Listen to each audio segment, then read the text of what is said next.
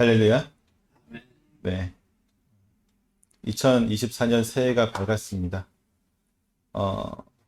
2024년이 되고도 한 주가 더 지났죠. 한 주 동안 어땠습니까? 뭐 새로운 게 있었어요? 2023년도하고 바뀐 게 있어요? 없죠. 특별히 바뀐 게 없습니다.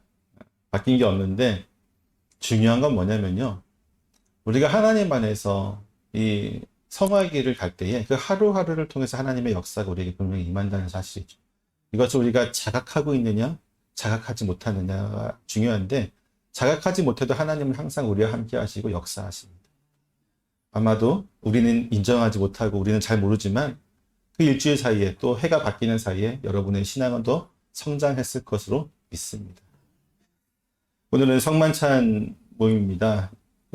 제목을 성만찬 참여의 모범이다고 정했는데 고린도 교회의 성만찬을 가지고 말씀을 전하려고 합니다. 이 고린도 교회의 성만찬에 문제가 좀 있었어요. 문제가 있었습니다. 먼저 고린도 교회를 잠깐 언급을 해보면 이곳은 사도 바울이 2차 선교 여행을 할 때에 거의 1년 반 정도 이곳에 고린도라고 하는 도시에 머물게 되면서 교회를 세웠습니다. 고린도라고 하는 이제 고린도 교회를 그때 세웠죠. 그리고 바울이 이제 1년 반 정도 있다가 떠난 이후에 한동안은 공석이었어요. 즉 목회자가 없는 상태에서 신자들끼리 모여서 같이 예배를 드리고 또 같이 뭐 성만찬을 떼고 뭐 그런 목사가 없이 운행이 되다가 브리스길라와 아굴라의 추천을 받았던 알렉산드리아 출신의 아볼로가 와서 이 복음을 전하면서 교회가 갑자기 성장을 하게 됩니다. 부흥하게 되죠. 엄청난 성장을 하게 됩니다. 아마도 그 아굴라의 언변과 그의 설교가 어마어마했던 것 같아요. 우리가 생각하면 바울이 되게 설교 잘할 것 같지만 그렇지 않거든요. 바울은 말에서 좀 어눌했다라는 기록들도 있고요. 오히려 바울은 그의 글을 보면 대단한데 그의 언변, 그의 설교를 들으면 왜 글만큼 못할까 했던 그런 자료들도 있습니다. 아무튼 그렇게 아굴라라고 하는 유명한 목사님을 통해서 부흥을 하게 되는데 하지만 여러분 생각해 보세요. 갑자기 부흥한 교회 괜찮을까요? 괜찮지 않을까요? 예, 정신 없었을 겁니다. 갑자기 성장하게 되면서 제일 먼저 두드러졌던 게 뭐냐면은 파당이 이루어지는 거예요. 이게 제일 큰 문제였어요. 사실 고린도 교회의 가장 큰 문제는 이 파당 때문에 다 파생한 겁니다. 제일 먼저 뭐가 나왔을까요? 제일 먼저 부흥하게 되면서 단임 목사를 추종하는 사람들이 생겼을 거 아니에요. 아볼로를 추종하는 사람들이 생기니까 그게 못마땅한 사람들이 생기겠죠. 그 사람들은 누굴까요? 바울을 추종하는 사람들. 이 교회를 우리는 설립자를 쫓아가겠습니다. 바울파가 생기고 아볼로파가 생깁니다. 근데 이 두 파가 하는 짓이 또 싫어요. 난 저 사람들 싫어. 나는 차라리 그러면 예수님의 수제자였던 베드로를 우리는 추종할래. 그래서 베드로파, 소위 게바파라고 하는 게바파가 생기고 무슨 인간을 추종해. 우리는 예수 그리스도야. 그리스도파. 이렇게 크게 4개의 파로 나누면서 교회가 시끄러웠습니다. 분쟁이 가실 날이 없었어요. 이처럼 고린도 교회는 파당이 심한 교회였으며 이 문제 이후에도 뭐 음행과 결혼 문제 등 복잡한 문제들이 많이 발생하고 있었습니다. 그럼에도 불구하고 그들을 향해서 바울은 뭐라고 얘기하냐면 하나님의 교회다라고 부르고 있어요. 이렇게 파당을 짓고 뭐 분쟁하고 뭐 음행하고 결혼 문제 오늘 얘기하는 성만찬 문제 등등 이렇게 많은 문제들이 있었음에도 불구하고 바울은 그들을 향해서 너희는 하나님의 교회다. 그리스도 예수 안에서 거룩하여지고 성도라 부르심을 입은 자들이다 라고 부르고 있어요. 한번 같이 볼까요? 고린도전서 1장 2절입니다. 1장 2절 한번 보세요. 같이 읽어보겠습니다. 1장 2절 시작.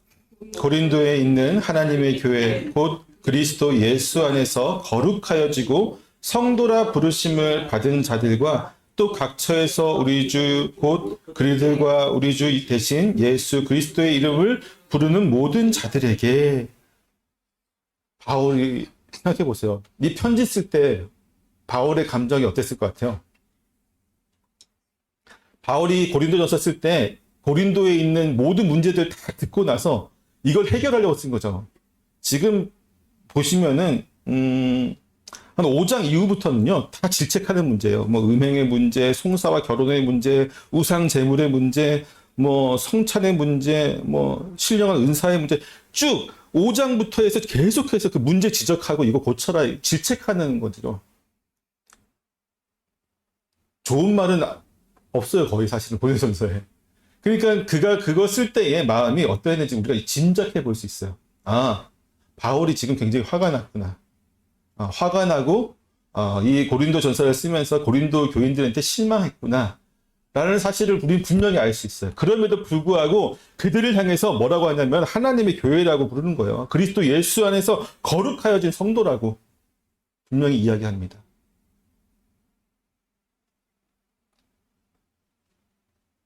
왜 그럴까요? 왜냐하면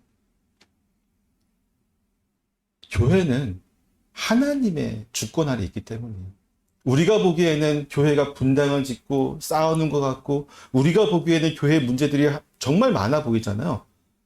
고치고 싶은 게 한두 가지가 아니에요. 그렇지만 하나님의 세우신 교회를 우리가 판단하지 못하는 거죠. 심지어 바울도 판단하지 않아요. 하나님이 그곳에 교회를 세우셨고 그곳에 있는 교인들을 하나님이 불러 모으셨으니까 너희는 하나님의 백성이고 하나님의 거룩하신 백성으로서 교회의 성도고 거룩하여진 존재다라고 이야기를 합니다. 왜냐하면 이미 우리는 하나님께서 우리를 부르실 때 의롭다고 믿음으로 통해서 의롭다고 칭한 존재이기 때문에 하나님이 의롭다고 했는데 누가 그 사람들을 너희는 거룩하지 않아 라고 이야기할 수 있겠습니까? 하나님이 이미 그들을 거룩하다고 칭해 주었는데 말이죠. 그런 문제들 속에서 오늘의 문제가 등장하게 됩니다.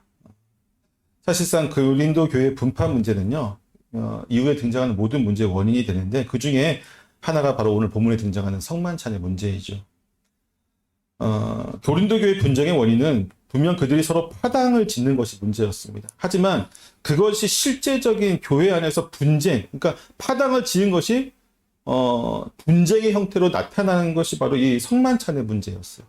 그러니까 파당을 짓고 있는 것이 문제긴 한데 그것이 눈에 보이는 어떤 서로 싸우는 분쟁, 다투는 것으로 결과가 도출된 것이 바로 성만찬의 문제였다는 것이죠. 때문에 바울은 그들 사이에 있는 파당이 서로 논쟁을 통해서 바른 진리를 세워가기 위한 과정으로서 어느 정도는 어쩔 수 없는 일이라는 것을 인정했어요. 인정하면서도 그로 인해서 분쟁이 생겨서 주의 만찬에 문제가 생기게 되었다는 것에 대해서 질책하고 있는 거예요. 즉 너희가 진리를 찾기 위해서 옳은 사람이 세워지게 하기 위해서 서로 토론하고 분당을 짓고 이야기하는 것에 대해서는 어쩔 수 없는 일이다. 그것은 인정해.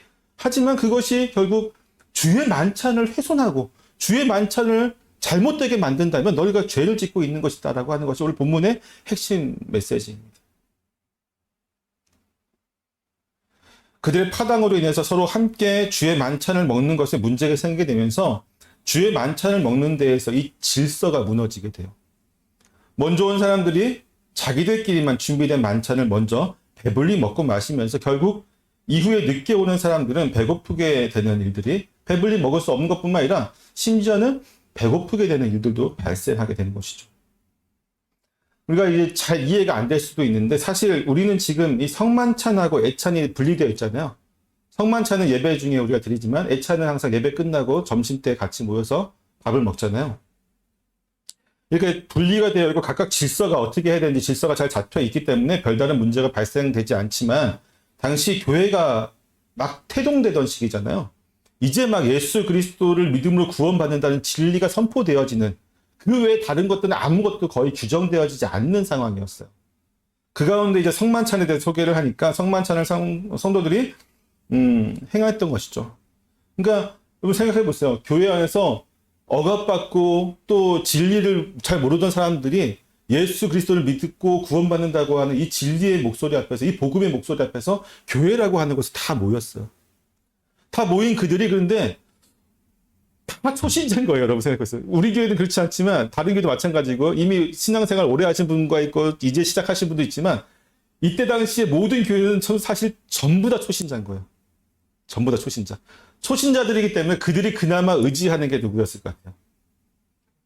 목사, 사도들이었는데 근데 사도가 다 있는 게 아니잖아요. 그렇죠?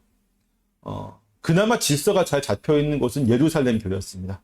예루살렘 교회는 사도들도 몇 명 있었고 또 목회자들도 많이 있었기 때문에 괜찮은데, 특히 사도 바울이 이제 전도에서 세웠던 모든 지역들은 사실 대부분의 목회자가 없는 상황이었어요. 때문에 그나마 그들이 목회자가 없는 그들이 의지할 수 있는 사람들이 누구였냐면 몇 명 교회에 있는 유대인들이었어요. 왜? 기독교가 유대교에서 이렇게 나온 종파로 취급을 받았었으니까 당시에는. 그래서 유대인들이 하자는 대로 많이 했어요. 그래서 이 당시에 가장 큰 문제는 뭐였냐면 유대인들이 가지고 있는 율법주의가 가장 큰 문제였죠. 하여튼 그렇게 그나마 의지할 수 있는 사람들이 유대교였는데, 그만큼 이 초대교회 때는 질서가 없었어요.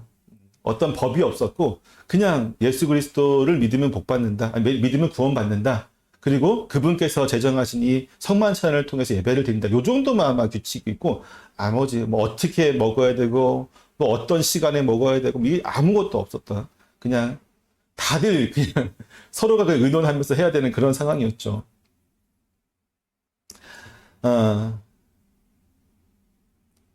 성만찬과 애찬이 분리되지 않았기 때문에 교회에서 먹는 성만찬이 곧 애찬이 되었던 것이었어요. 그러니까 지금처럼 분리되지 않았기 때문에 이 당시에 성만찬을 하면서 밥도 먹고 이게 다 같이 이루어졌어요. 왜냐하면 성만찬이라고 하는 이 의식이 우리가 잘 모르시는 분도 계시는데, 원래는 유대교에 6월절 만찬을 그대로 가져온 거였어요.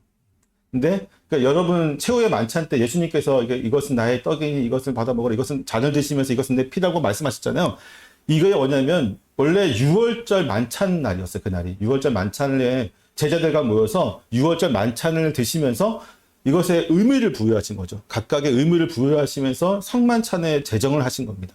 때문에 전체적인 그날의 형식은 뭐였냐면 유대교의 6월절 만찬의 형식을 그대로 가지고 있어요.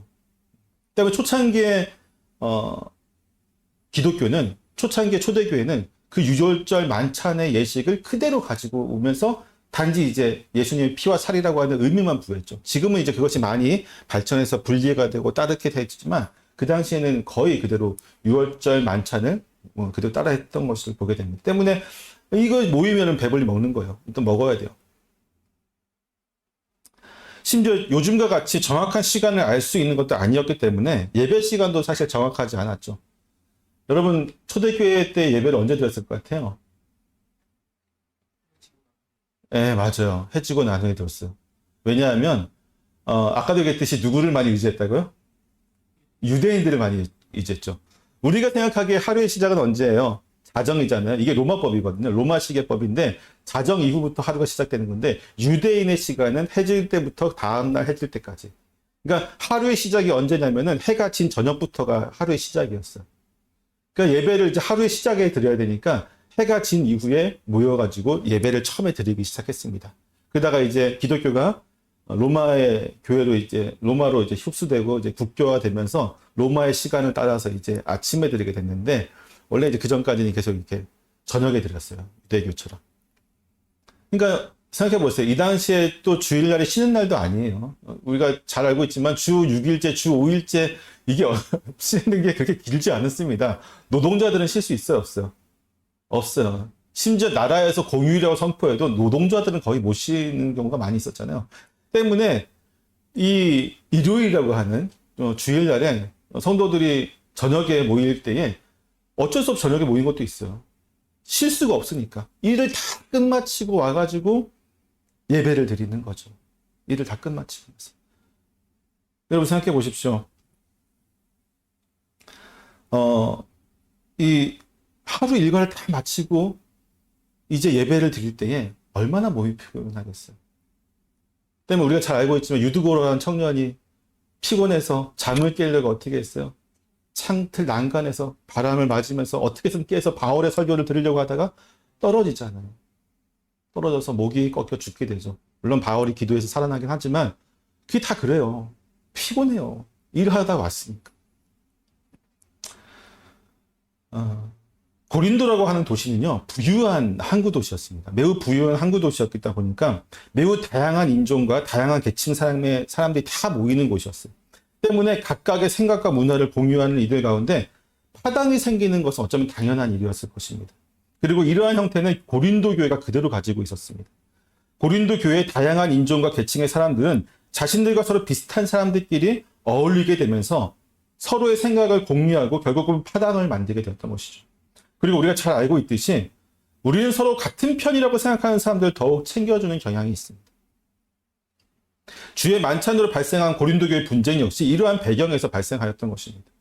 주로 장소를 제공했던 사람들이 어디일까요? 부유층이잖아요. 왜냐하면 교회니까 여러 사람들이 모여야 되잖아요. 여러 사람들이 모여야 되는데 가난한 사람들은 그 당시 어떤 자료를 보면요.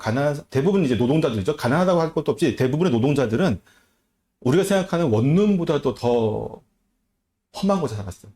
소위 말하는 판자촌 같은 거, 여러분, 옛날 분들은 다 아시죠? 판자촌. 그렇죠? 요즘 세대는 잘 모를 텐데, 그런 데서 그냥 천막 같은 거 하나 짓고 조그만 땅덩어리에다가 그렇게 살고 있었던 사람들이 노동자들이었어요. 그나마 좀 돈을 벌면은 단칸방 하나 마련한 정도. 그래서 모일 수가 없어요. 그래서 대부분의 도시의 교회들이 세워지면 모이는 장소는 부유한 사람들이었습니다. 참 다행히도 하나님께서 각 도시마다 부자들이 교회에 들어오게 하셨어요. 대부분의 성도들은 가난한 사람들이었지만 꼭 부자들이 몇 명씩은 들어왔어요. 왜? 재정적인 것도 부자들이 돼야 되고 장소도 제공해야 되니까 하나님이 다 이렇게 하신 거죠. 근데 이제 문제는 뭡니까? 주로 장소를 제공했던 이 부자들은 열심히 일하지 않아도 먹고 살아요. 사장님들이니까, 회장님들이니까. 자기 밑에 있는 노동자들이 지금 열심히 일할 때 자기들 먹고 마실 수 있으니까 일찍 모이는 거예요. 일찍 모이니까 음식을 보면 어때요? 당연히 먹고 싶겠죠. 먹는 거예요. 그리고 부유층들끼리 또 파당이 되니까 자기네들끼리 이야기하면서 나도 노동자들이 해질러서 일 끝나자마자 밥도 못 먹고 오는 그들을 기다리기보다 먼저 다 행했던 것이죠.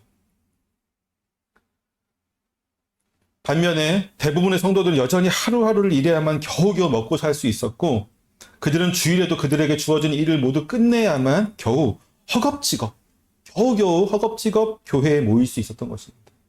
문제는 하루 종일 일하고 피곤한 몸을 이끌고 온 가난한 대부분의 성도들이 보니까 남겨진 빵이 얼마 없는 거예요.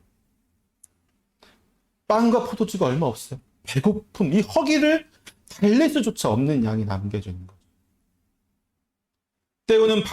때문에 바울은 이 부유층을 향해서 겨냥해서 질책을 하고 있는 겁니다. 22절 같이 한번 읽어볼까요? 22절입니다. 시작. 너희가 먹고 마실 집이 없느냐? 너희가 하나님의 교회를 업신여기고 빈궁한 자들을 부끄럽게 하느냐? 내가 너희에게 무슨 말을 하랴? 너희를 칭찬하랴? 이것으로 칭찬하지 않노라. 너희가 먹고 마실 집이 없느냐? 다른 말로 하면 너네 부자잖아. 주의 만찬을 위해서 준비해 놓은 거 말고 니네 부자니까 따로 음식 만들어서 그거 먹으면 되지 않느냐? 왜? 가난한 자들이 교회에 와서 부끄럽게 하느냐, 그들이.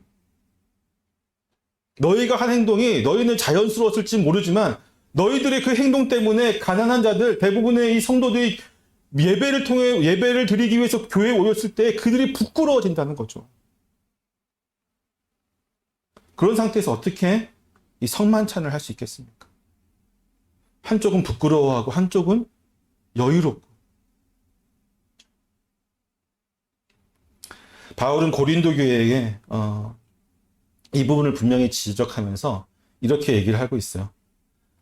성만찬의 예식을 전한 것이 우리 주님 예수 그리스도께 받은 것이다. 그러니까 내가 너희에게 성만찬의 예식을 전해줬지만 이것은 내가 만든 게 아니라 예수님께서 전해준 것을 그대로 내가 너희에게 준 것이다 라고 이야기를 합니다. 이는 첫 번째로 성만찬의 예식이 인간이 고안한 우리가 어떤 문화라든지 인간이 만든 것이 아니라 예식이 아니라 이건 하나님께서 만드신 것이다 라는 것을 의미하죠. 이는 지금 바울이 예수님을 그리스도요 구원자로 믿는 너희들이 어떻게 그리스도요 구원자요 하나님이로 믿는 예수님이 제정하신 그 성만찬을 이렇게 무분별하게 무지하게 참여할 수가 있느냐라고 하는 것이죠. 인간이 만든 예식이라면 모르겠어요. 하지만 하나님이 만든 우리의 구원을 위해서 만드신 예식을 어떻게 이렇게 무지하게 참여하시느냐. 사실상 교회의 성만찬에서 가장 중요하면서도 우리가 간과하는 부분이 바로 이 성만찬을 제정하신 분이 예수님이라고 하는 사실이죠. 우리가 대부분 어떻게 합니까? 알고 있지만 무의식으로 넘겨버려요. 대부분 성만찬 할 때 말씀에 집중하죠. 그리고 성만찬 예식의 의식 자체에 집중하고 빵과 포도주를 먹으면서 성령의 역사를 소망하기는 하지만 이 예식을 제정하신 분이 예수님이라는 사실을 우리는 자주 망각합니다. 기억하려고 하지 않아요. 알고 있지만 그걸 깊이 묵상하지 않습니다. 두 번째로 예수님이 제정하셨다는 것은 사실 그 하나만으로도 우리는 그분이 우리의 구원을 위한 방편으로 성만찬을 제정해 주셨다는 사실을 분명히 알 수 있어요. 왜냐하면 예수님이 제정하셨잖아요. 예수님은 무엇을 위해서 이 땅에 오셨습니까? 그분은 오직 우리의 구원을 위해서 오신 분이에요. 그러니까 우리의 구원을 위해서 오신 그분이 제정하신 거면 무엇을 위해서 제정하신 걸까요? 구원을 위해서 제정하신 거예요. 구원을 위해서. 저와 여러분의 구원을 위해서, 그리고 예수 그리스도를 믿는 그분의 백성들의 구원을 위해서 제정하신 것이 바로 이 성만찬이라고 하는 것이죠. 다만 우리는 성만찬을 통해 구원받는다고 하는 오류에는 빠지지 말아야 됩니다. 하나님의 교회, 우리 이단이죠. 하나님의 교회 같은 이단들은요, 이 성만찬을 유월절이라고 불러요. 유월절 만찬이라고 부르면서 이 유월절을 지키는 것으로 통해서 구원을 받는다거든요. 구원의 필수적인 것으로 설명하죠. 또한 로마 가톨릭은 성만찬을 통해서 예수 그리스도의 실제 살과 피를 먹게 되면서 그분의 구원의 은혜를 받게 된다고 합니다. 즉 믿는 것보다 더 중요한 게 뭐예요? 먹고 마시는 게 중요하게 되어버렸죠. 이거 잘못된 겁니다. 그런 오류에 빠져서는 안 됩니다. 예수님이 성만찬을 제정하셨다는 것은요, 십자가에서 그분이 이루신 구원의 은혜를 성만찬이라고 하는 이 예식을 통해서 우리가 온전히 누릴 수 있도록 하기 위함이에요. 물론 성도가 그 은혜를 온전히 누리게 하기 위해서 성령께서 모든 예식 가운데 역사하시고 그리스도께서 영적으로 임재하셔서 우리와 동행하시지만, 함께 하시지만 그것이 필수의 구원의 필수적인 요소라거나 혹은 구원의 직접적인 원인이 되는 것은 아닙니다. 다 아시죠? 구원은 무엇으로 받는 거예요? 믿음으로 받는 거잖아요. 그러니까 결국 믿음으로 구원받는 우리가 그 믿음을 통해서 하나님께 나아가는 과정 중에서 이 성만찬을 통해서 더욱 많은 은택을 얻고 이 구원의 길을 더 잘 갈 수 있도록 예수님께서 제정하신 겁니다. 즉 완전한 성화를 이루어 갈 때까지 우리가 걷는 길이 쉽지 않잖아요. 때문에 우리는 예배 때마다 우리가 항상 기도할 때 회개 기도하는 것도 뭡니까? 한 주간의 삶 속에서 우리가 거룩한 삶을 온전히 살아가지 못하기 때문에 회개하고 다시 한번 주의 이 천국 잔치의 초대 가운데 예수님 앞에 나아가는 거잖아요. 때문에 이 은혜의 방편들 중에서도 이 성만찬의 은혜는 이 길을 걸어가는 성도들이 예수 그리스도를 다시 한번 깊게 묵상하고 그분의 은혜를 입고 좀 더 이 믿음의 길을 걷기에 쉽도록 하기 위해서, 좀 더 하나님께 도와주기 위해서 제정하신 것이 바로 성만찬이라고 하는 것입니다. 우리는 예수님이 성만찬을 제정하셨다는 사실을 기억함으로 성만찬을 소홀히 여기지도 말아야 하지만 반대로 성만찬을 신성하게 여기는 것도 경계해야 합니다. 그렇다면 어떻게 해야 되는 것이 바른 성만찬일까요? 때문에 예수님께서는 성만찬을 제정하시면서 이 성만찬을 통해 구원이 이루어진다 이런 말씀을 하지 않으십니다. 뭐라고 말씀하세요? 단지 나를 기념하라 이 말씀만 하세요. 이것을 통해서 나를 기념하라 이 말씀만 하십니다. 기념하라라고 번역된 이 말이 이제 아남네시스라고 하는 헬라어인데 이 말은 이제 기념하다라는 보다는 본래적인 뜻은 뭐냐면 기억하다라는 뜻이 더 강해요. 기억하다. 즉 우리가 해야 하는 것은요. 성만찬을 통해서 예수님을 기억해야만 하는 것입니다. 예수님을 기억해야 돼요. 어떤 걸 기억해야 될까요? 그분이 우리의 구원을 위해서 하신 일을 기억해야 돼요. 이 땅에 성육신으로 인간의 육신으로 오셔서 받았던 그 고난, 특별히 마지막에 그 십자가를 통해서 이루신 그 고난의 길, 그것을 통해서 우리를 구원하기 위해서 그분이 마지막까지 부활하신 것까지 지금은 하늘나라 올라가셔서 하나님 우편에서 여전히 우리를 위해서 중보기도 하시는 그분을 기억하는 거예요. 특별히 우리의 구원을 위해 그분이 하신 일 뭡니까? 십자가의 사건을 우리가 기억하면서 믿음의 길을 걸을 수 있도록 하기 위해서 그분은 이 빵과 포도주를 그분의 살과 피라고 하는 상징물로 삼으시고 우리가 먹고 마시는 빵과 포도주를 통해서 십자가에 달려 우리의 죄를 대신하여 죽임을 당하신 예수님을 온전히 기억할 수 있도록 하신 것입니다. 예수님은 유월절 만찬의 유대 관습을 이제 자신을 기념하는 기독교의 예식으로 바꾸어 버리신 것이죠. 하지만 우리는 이 예식을 단순히 기념하는 것만으로 끝내면 안 되겠죠. 기독교 전통 가운데 이것은 기념이니까 그냥 단순히 어떤 예식의 기념으로 그냥 인간적인 기념으로 끝나고 생각하면 된다고 생각했던 사람들도 있었지만 그렇지 않습니다. 예수님은 이 성만찬 예식을 통해서 우리와 함께 계시기를 원해요. 우리가 아까 읽었지만 요한복음 5장 55절에서 56절 한번 볼까요?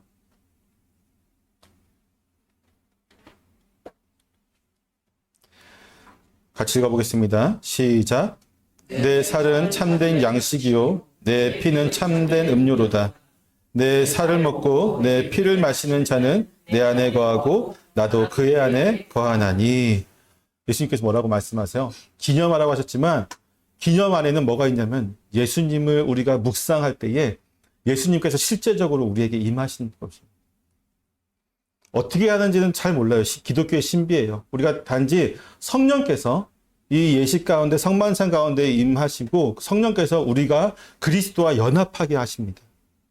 어떤 방법으로 하시는지는 잘 모르지만 그 방법을 통해서 우리는 성만찬할 때 단순히 이 빵과 포도주, 예수님의 살과 피를 상징한 이 두 가지를 먹을 때에 그리스도와 우리가 연합되게 하시고 그분의 은택을 입게 하시고 그분의 은혜가 우리에게 충족하게 넘치게 부어주신다는 사실만을 알 뿐이지 어떻게 그런 게 가능할까요? 모르죠. 하나님이시가 가능할 수 있겠죠. 때문에 우리가 먹고 마시는 성만찬은 예수님이 우리의 구원을 위해 행하신 일을 기억하면서 동시에 그분과 우리가 서로 연합하여서 그분이 우리를 위해 베푸시는 은혜를 누리는 시간이기도 해요. 은혜를 누리는 시간입니다. 이를 위해서 성만찬의 시간에 성령님은 우리가 주님의 행적과 말씀을 기억하게 하세요. 우리가 성만찬을 받기 전에 우리를 구원하기 위해서 행하셨던 예수 그리스도를 기억하게 하시고 그분 앞에 우리가 온전히 무릎 꿇게 하신다. 그게 성령께서 우리 마음 가운데, 우리 영혼 가운데 역사하시는 겁니다. 그분의 행하셨던 십자가의 사건으로 우리를 데려가세요. 우리를 그 현장으로 데려가셔서 우리가 주와 함께 죽고 주와 함께 다시 부활하는 그 은혜를 우리에게 주신다고. 그것이 바로 이 성만찬 가운데 임하시는 놀라운 은혜이죠. 때문에 항상 종교개혁자들은 두 가지를 통해서 우리가 구원의 길을 온전히 성화의 길을 걸어갈 수 있다라고 얘기했어요. 하나는 말씀이라고 하는 것. 주일날 선포되어지는 목사를 통해서 선포되어지는 이 말씀을 통해서 우리는 귀한 믿음의 은혜의 방편을 입고요. 또한 보여지는 말씀이라고 하는 이 성만찬을 통해서 우리는 구원의 길을 온전히 확신하고 나아갈 수 있게 되는 거죠. 또한 바울은 나를 기념하라고 하는 예수님의 말씀에 한 가지 의미를 더합니다. 그것은 바로 이 떡을 먹으며 이 잔을 마실 때마다 주의 죽으심을 그가 오실 때까지 전하는 것이다 라고 하는 이 의미를 바울이 여기에다가 추가하는 거죠. 예수님이 만드신 그 성만찬의 의미에다가 바울이 추가한 의미는 이 복음을 전하는 것이다 라고 이야기를 합니다.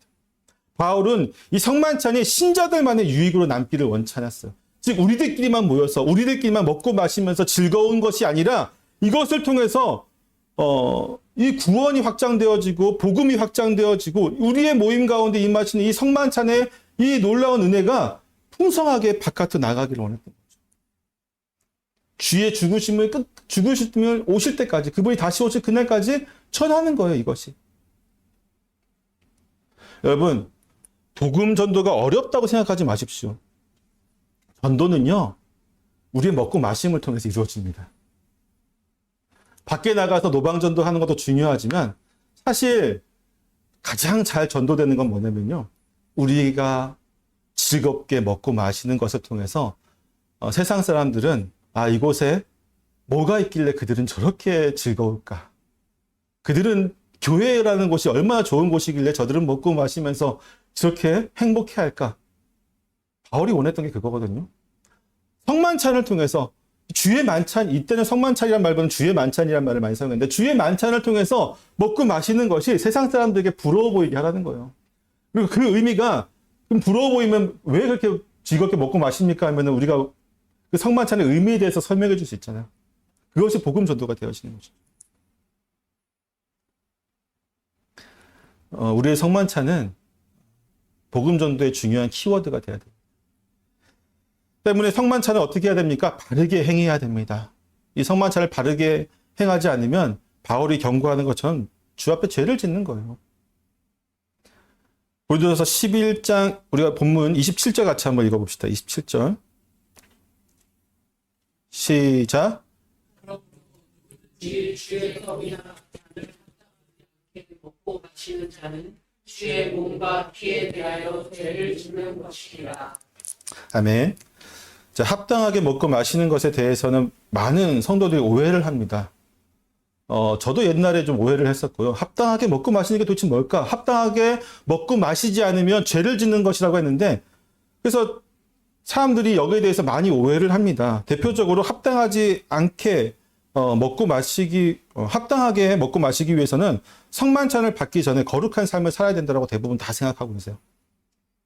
즉, 이제 성만찬이 이루어지기 한 주 전에 다음 주에 우리가 성만찬을 합니다라고 공포를 하잖아요, 교회에서. 그러면 그 한 주 동안은 정말로 우리가 율법적으로 또한 예수님 말씀하면서 최대한 그 말씀하면서 거룩한 술을 좀 자주 드시는 분들은 술을 이제 일주일 동안 안 드신다거나 뭐 여러 가지 있죠. 우리가 자주 범하는 죄를 안 짓기 위해서 되게 노력해서 그걸 지켜야지만 이제 그 다음 주에 주일날 와가지고 성만찬을 받아도 부끄럽지 않은 자다라고 많은 분들이 그렇게 생각을 하십니다. 여러분 오해예요. 오해입니다. 여러분 거룩한 성스러운 예수님의 피와 살을 먹는데 그러니까 대부분 이렇게 생각하는 거죠. 거룩하신 예수님의 피와 살을 먹는데 우리의 몸과 영혼이 죄로 인해서 오염되면 바울의 경고처럼 주의 몸과 피에 대해 죄를 짓는 것이라고 생각하는 것입니다. 때문에 이렇게 생각하는 분들 중에서 자신이 성만찬을 준비하는 기간에 좀 어떤 내가 예기치 못하게 좀 큰 죄를 지었다라고 생각하시게 되면요. 성만찬을 받지 않죠. 저는 받지 않겠습니다. 어떻게 보면 되게 겸손한 것처럼 보이는데 사실 무지한 겁니다. 무지한 거예요. 합당하지 못하게 성찬에 참여한 죄에 대해서 우리가 이제 표준 신앙 문서 중에 하나로 채택하고 있는 웨스트민스터 신앙고백서에서는 이렇게 설명하고 있습니다. 제가 한번 읽어드릴게요.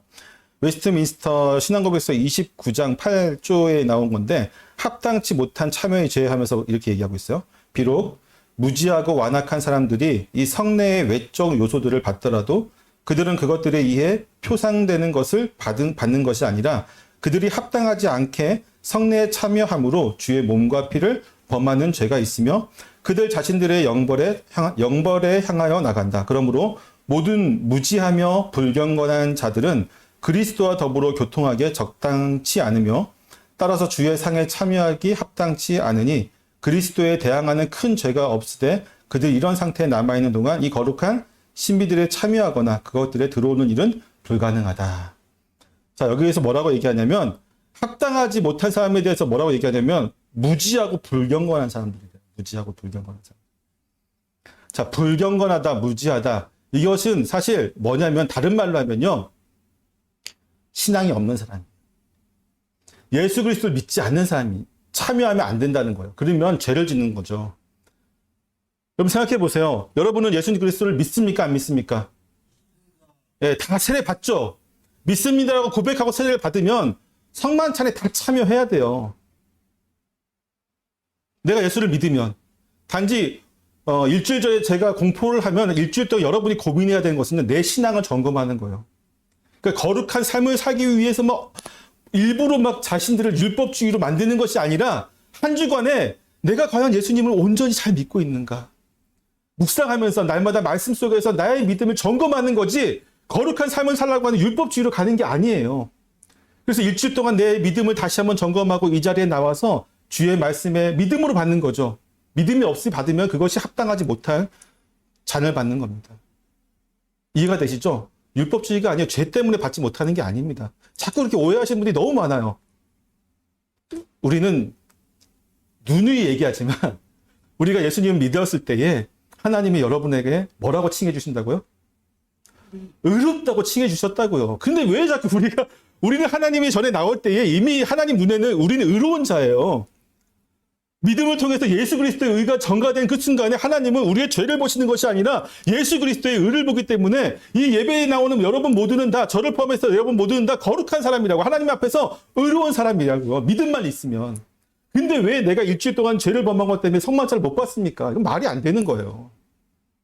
그런 오해에 제발 빠지지 마십시오. 지금도 정말 한국교회 많은 분들이 이런 오해 때문에 성만찬을 못 받는 분들이 너무 많아요. 그렇지 않습니다. 때문에 바울은 이 합당하지 않고 먹고 마시는 것에 대해서 분명히 이야기하면서 합당하게 먹고 마시는 것에 대해서 또 얘기하죠. 어떻게 마시라고 얘기합니까? 한번 읽어볼까요? 28절입니다. 시작. 사람이 자기를 살피고 후회할 떡을 먹고 이 잔을 마실지니. 자, 사람이 자기를 살피고 그 후에야 이 떡을 먹고 이 잔을 마실지니라고 이야기하고 있죠. 아까도 얘기했지만 자기를 살피는 게 뭐라고 했어요? 네, 우리 믿음을 살피는 거예요. 바울이 이 얘기를 하는 배경이 뭐였습니까? 고린도 교회는 뭐였어요?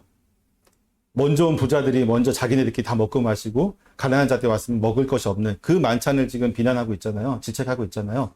자기를 살핀다면 너희들이 정말 믿음 안에 있는 자들이라고 한다면 어떻게 이웃을 사랑하고 하는 하나님 말씀 앞에서 너희가 그런 행동을 할 수 있느냐는 말이에요.